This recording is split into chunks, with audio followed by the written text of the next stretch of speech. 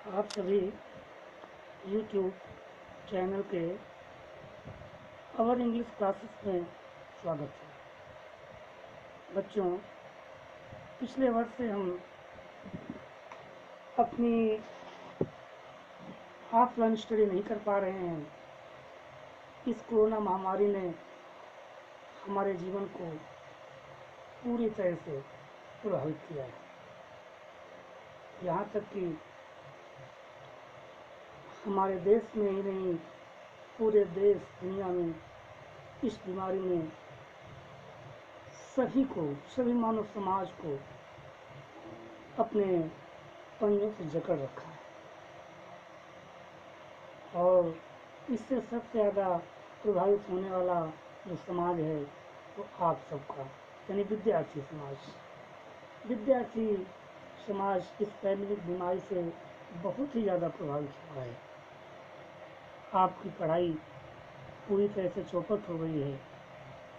बस एक ही माध्यम बचा हुआ है, ऑनलाइन।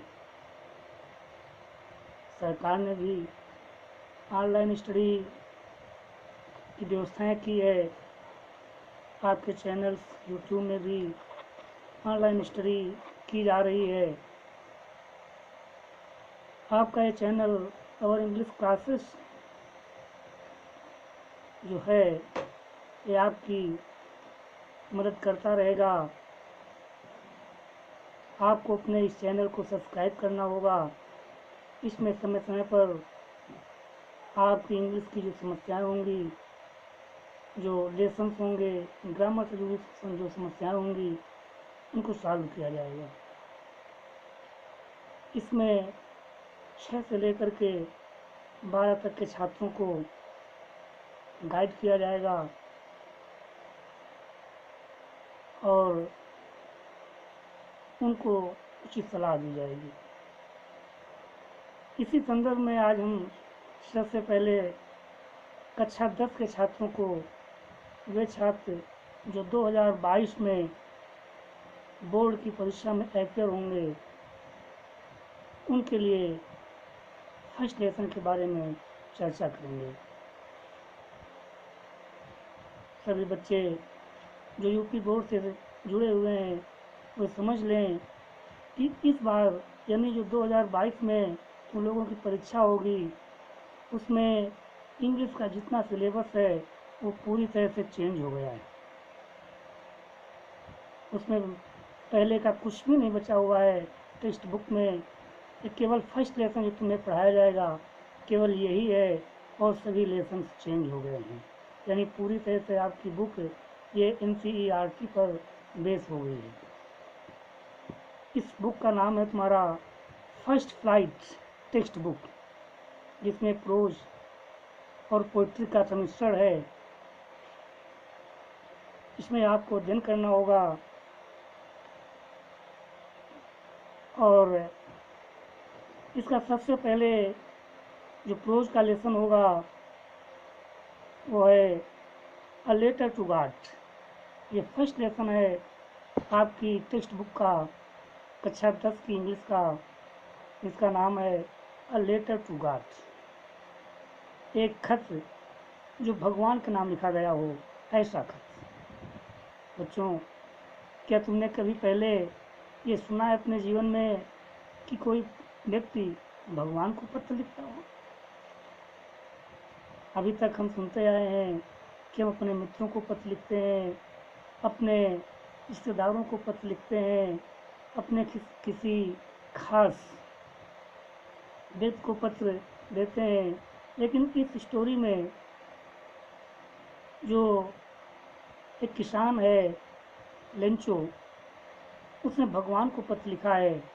भगवान को पत्र क्यों लिखा है, क्या कारण था उसने जो भगवान का पत्र लिखा है, क्या स्थितियाँ थी उसके सामने जिसने भगवान से पत्र में लिख करके अपनी मांग की है। इस लेसन में हमें यही अध्ययन करना है।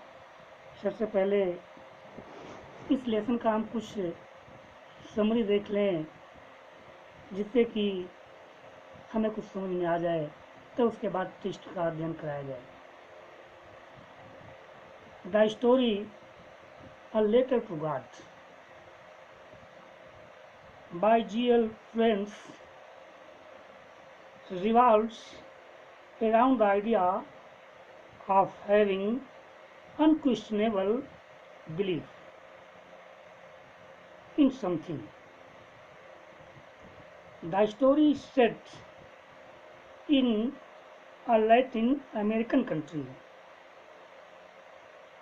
Lencho, the farmer, who is the leading character of a story,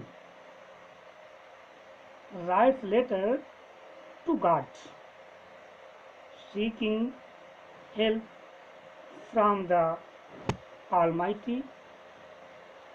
After discovering his entire crop yield destroyed by a devastating hailstorm. Although his wishes get fulfilled partially, if not completely, he is ungrateful in the end and questions the honesty and modesty of the postmaster who actually helped him with money in the name of God. बच्चों,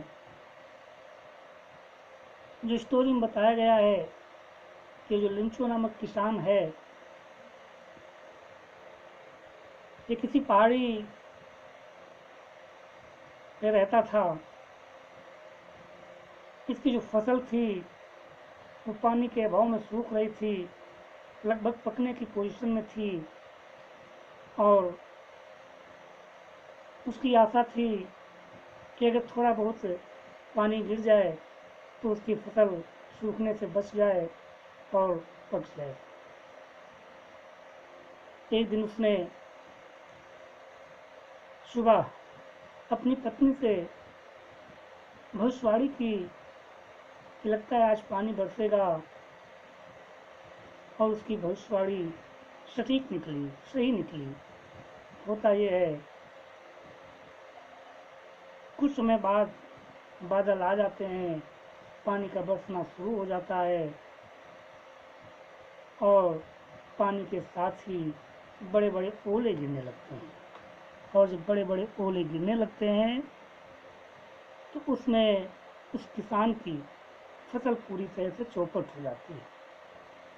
जब चौपट हो जाती है, उसके सामने अब दूसरा कोई रास्ता नहीं है। वो सोच रहा है कि हमारी मदद कौन करेगा, कोई हमारी मदद करने वाला नहीं है, हम लोग इस वर्ष भूखे मर जाएंगे, हमारा परिवार सब भूखा ही रह जाएगा। तो उसने एक ही उपाय सोचा कि भगवान को पत्र लिखा जाए और भगवान से मदद ली जाए। इसी आशा से उसने भगवान को खत लिखना शुरू किया। खत लिखता है लिंचो। हमें देखना है इस स्टोरी में कि उस खत को कौन पाता है। क्या वास्तव में भगवान को खत मिलता है? यदि नहीं मिलता है तो उस खत को कौन पाता है? और क्या जो लिंचो ने मदद की आशा की थी, क्या उसकी मदद होती है? और अगर होती है तो लिंचो को क्या एहसास होता है? क्या एहसास होता है कि वास्तव में भगवान ने हमारी मदद की है, या ये मदद कैसे हुई? इस कहानी में इसी चीज़ का हम अध्ययन करेंगे।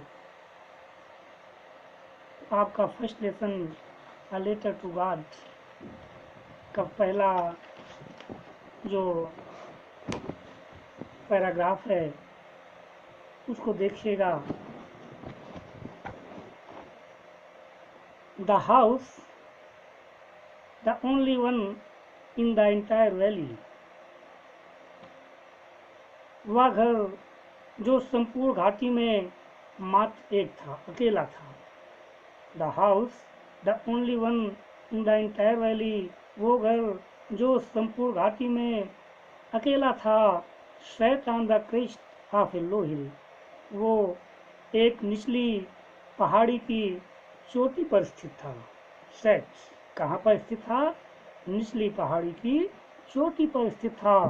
From this height, one could see the river and the field of ripe corn, dotted with the flowers that always promised a good harvest. From this height, उसी ऊंचाई से one could see the river, कोई भी व्यक्ति देख सकता था नदी को, and the field of ripe corn, और पके हुए खेत को देख सकता था, डॉटेड विद द फ्लावर्स, जो फूलों से लदे हुए बिंदु जैसे लगते थे, dotted, that always promised a good harvest, जो हमेशा एक अच्छी फसल के होने का वायदा करते थे। The only thing the earth needed was downpour, at least a shower, और पृथ्वी को, उसके खेतों को जो जरूरत थी, आवश्यकता थी, वाज डाउनपोर, मूसलाधार बारिश हो जाए, और एट लीस्ट अ शावर, या फिर कम से कम बौछार ही आ जाए।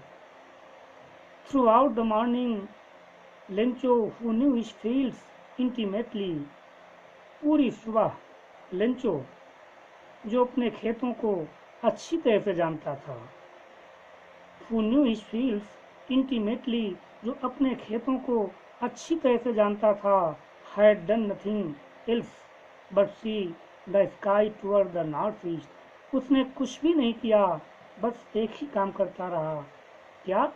See the sky towards the north east, वह बैठा हुआ उत्तर पूर्व की ओर आसमान को ही निहारता रहा, आसमान को ही देखता रहा। आगे देखिए अगले पैरा में क्या कहा गया है। Now we are really going to get some water women, उसने अपनी पत्नी से कहा, जो उसके घर में पत्नी थी, उसकी महिला वुमेन थी, उससे कहा, now we are really going to get some water, वास्तव में हम लोग लगता है कुछ आज वास्तव में पानी प्राप्त करेंगे, अर्थात आज कुछ बरसात होगी। The women who was preparing supper, उसकी पत्नी जो भोजन बना रही थी, नाश्ता तैयार कर रही थी, रिप्लाइड, उसने जवाब दिया, यस गॉड विलिंग, हाँ भगवान चाहेंगे तो वर्षा होगी, ईश्वर की इच्छा पर। The older boys they are working in the field, जो बड़े वाले लड़के थे लेंचो के, वे खेत में काम कर रहे थे, while the smaller ones they are playing near the house, और जो छोटे वाले थे बच्चे, वो घर के पास में ही इधर उधर खेल रहे थे। Until the women called to them all, come for dinner, और तब तक वो खेलते रहे जब तक कि उस महिला ने उनको नहीं कहा, उस महिला ने पुकारते हुए नहीं कहा, कम फॉर डिनर, आओ डिनर तैयार है, अपना नाश्ता करो आके। It was during the meal that just as Lencho had predicted, ठीक उस समय जैसा कि लेंचो ने भविष्यवाणी की थी, ड्यूरिंग द मील, भोजन के समय क्या होता है, that just as Lencho had predicted, जैसा कि लेंचो ने भविष्यवाणी की थी, big drops of rain began to fall, बड़े बड़े पानी के बूंदों का गिरना शुरू हो जाता है।